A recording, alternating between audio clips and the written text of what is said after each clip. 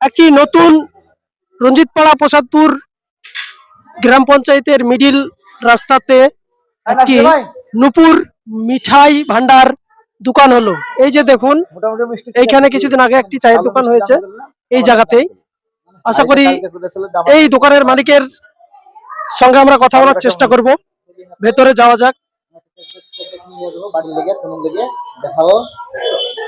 এই যে দেখুন, এইদিকে চাউমিন পকোড়া এইসবের ভাজাভুজি চলছে।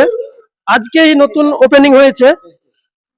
এখানকার দোকানের মালিক কে? এখানকার দোকানের মালিক কে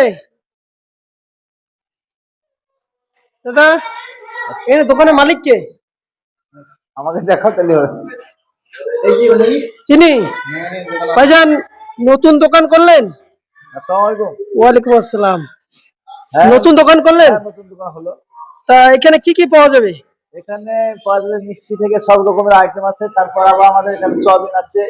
তারপর মানে ভাজা ভুজি অনেক রকমই পাওয়া যাবে। সব রকমের আইটেম থাকবে ভাজা ভুজি থেকে, এগুলো থেকে তারপর মানে ললিপপ থেকে সবকিছু পাওয়া যাবে।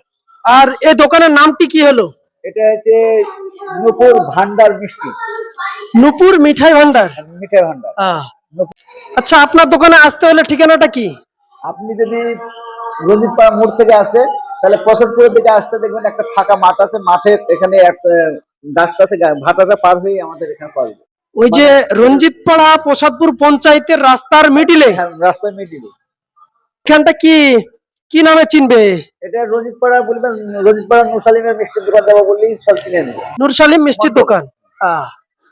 ঠিক আছে, দর্শকরা সবাই দেখুন।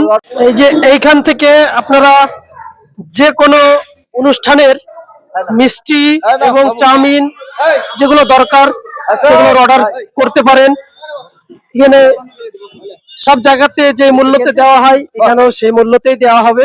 দেখুন, যে কোনো অনুষ্ঠানের জন্য মিষ্টি অর্ডার করতে পারেন।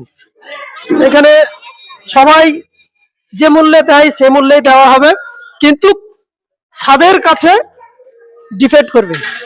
যেই মিষ্টির স্বাদ সেই স্বাদটির উপরেই ডিপেন্ড করে কিন্তু আপনারা নেবেন।